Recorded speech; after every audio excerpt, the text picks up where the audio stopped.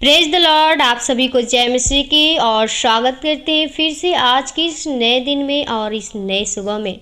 और धन्यवाद करते हैं परमेश्वर ने जो आज के इस दिन को हमारे जीवन में दिया और हमें बचने सीखने का अवसर दिया है।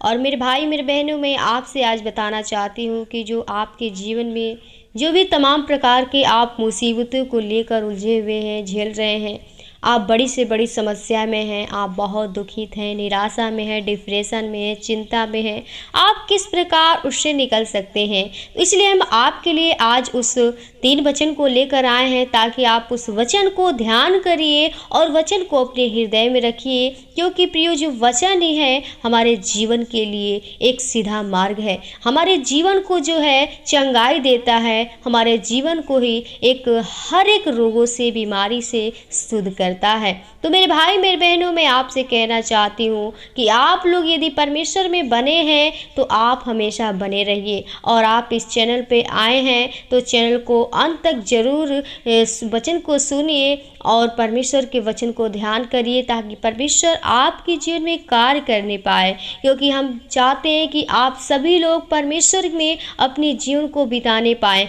आप उस जीवन को पाएँ जो परमेश्वर चाहता है। परमेश्वर आपको एक आनंदित जीवन देना चाहता है मेरे भाई मेरे बहनों। परमेश्वर आपको एक सुख शांति आनंद देना चाहता है, क्योंकि उसने हमारे लिए क्या किया, हमारे लिए अपने आप को क्रूस पे बलिदान हो गया, हमारे लिए मर गया, मिट गया और बर्बाद हो गया और फिर से तीसरे दिन जी उठा। परमेश्वर हमारा जिंदा खुदा है जो हमसे इतना क्या किया, प्रेम किया। ओ परमेश्वर हमारा दया का धनी है। तो प्रियो, हम परमेश्वर से जितना हो सके उससे अपने बातों को कहें रखें, परमेश्वर ही आपको हर मुसीबत हर खतरों से निकालेंगे। तो आइए हम वीडियो को देर नहीं करेंगे और स्टार्ट करेंगे। परमेश्वर के वचन से पढ़ेंगे फिलिपियो 4 अध्याय का 6-7 पद में लिखा है, किसी भी बात की चिंता मत करो, परंतु हर एक बात में तुम्हारे निवेदन प्रार्थना और विनती के द्वारा धन्यवाद के साथ परमेश्वर के सम्मुख उपस्थित किए जाए। आमीन। तब परमेश्वर की शांति जो सारी समझ से परे है तुम्हारे हृदय और तुम्हारे विचारों को मसीह यीशु में सुरक्षित रखेगी। आमीन। प्रियो, हमें प्रभु यीशु मसीह का जो वचन हमें सिखाता है, कहता है कि किसी भी बात की चिंता मत करो।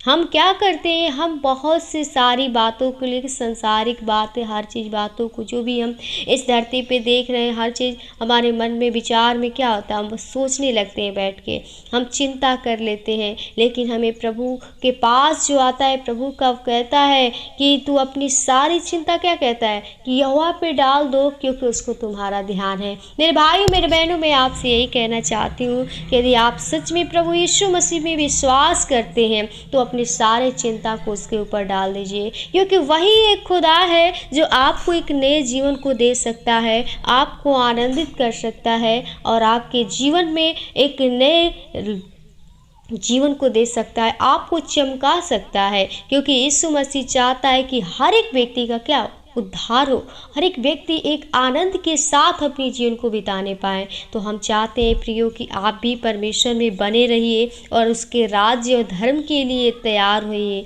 परमेश्वर के उस चिंता में न रहिए, परमेश्वर के ऊपर सारी चिंता को डाल दीजिए, क्योंकि हर मुश्किलें, हर रुकावटें, सारे बंधन यीशु मसीह के द्वारा ही सब खत्म होता है। क्योंकि कहता है कि किसी भी बात की चिंता मत करो, परंतु हर एक बात में तुम्हारे निवेदन प्रार्थना और विनती के द्वारा धन्यवाद के साथ परमेश्वर के सम्मुख उपस्थित किए जाए। आपके जीवन में यदि कोई भी प्रकार की समस्याएं हैं तो कहता है ना कि आप गुप्त में प्रार्थना करिए और परमेश्वर के सामने उस बातों को उपस्थित करिए और अपने मन को, बात को, जो भी मन में जो भी आपके विचार हैं, जो भी चिंता है, डिप्रेशन है, आप परमेश्वर से खुल के कहिए। जैसे हम एक दूसरे से बात करते हैं उसी प्रकार जब आप भी परमेश्वर से बात करते हैं, उसके साथ धन्यवाद के साथ, प्रार्थना के साथ परमेश्वर के सम्मुख अपनी बातों को रखते हैं, तो प्रिय परमेश्वर आपको शांति देता है। परमेश्वर आपको उस डिप्रेशन से, चिंता से निकालता है,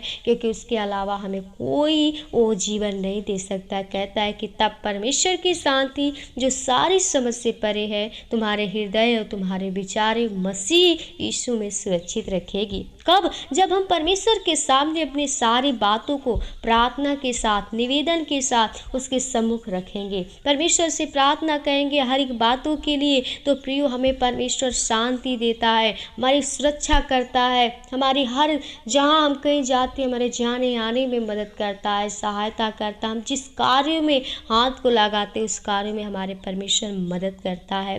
तो मैं आपको यही सिखाना चाहती हूँ कि आप परमेश्वर को जितना हो सके आप परमेश्वर में निरंतर क्या करिए, प्रार्थना में लगे रहिए। यदि आप अपने जीवन में उस आनंद को प्राप्त करना चाहते हैं, उस शांति को प्राप्त करना चाहते हैं, तो आप परमेश्वर में निरंतर बने रहिए, क्योंकि परमेश्वर चाहता है, परमेश्वर की यही इच्छा है कि हर एक जन क्या करे, आनंदित रहे, हर एक जन खुशहाल रहे और परमेश्वर की आराधना करे, उसके पवित्र नाम को दोहराए। तो मेरे भाई मेरे बहनों, आप लोग परमेश्वर के राज्य में आइए और प्रभु से प्रार्थना करिए, क्योंकि कहता है कि सदा आनंदित रहो, प्रभु में सदा आनंदित रहो और निरंतर प्रार्थना में लगे रहो, क्योंकि परमेश्वर का यही इच्छा है। तो प्रियो, आप विश्वास के साथ परमेश्वर के पास आइए। जब आप विश्वास से परमेश्वर यीशु मसीह से प्रार्थना करेंगे तो विश्वास से सब कुछ संभव है। इसलिए अपने विश्वास को स्ट्रांग करिए, मजबूत करिए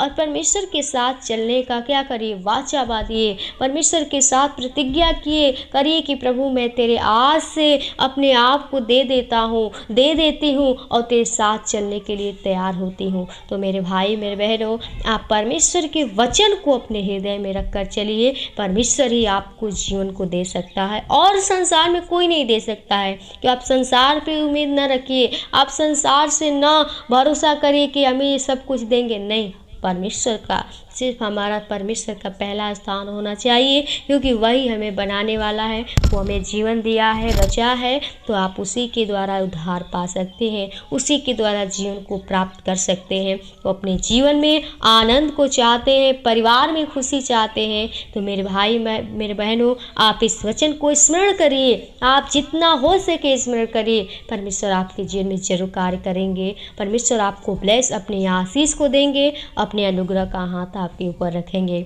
मैं आशा करती हूँ कि प्रभु आपको इस वचन के द्वारा सिखाया होगा और मैं आगे वीडियो को नहीं ले जाऊँगी, यहीं तक हम रखूँगी। फिर मिलेंगे हम एक नई वीडियो के साथ। तब तक के लिए आप सभी को जय मसीह। प्रभु आपको बहुत बहुत आशीष प्रदान करे। आमीन आमीन।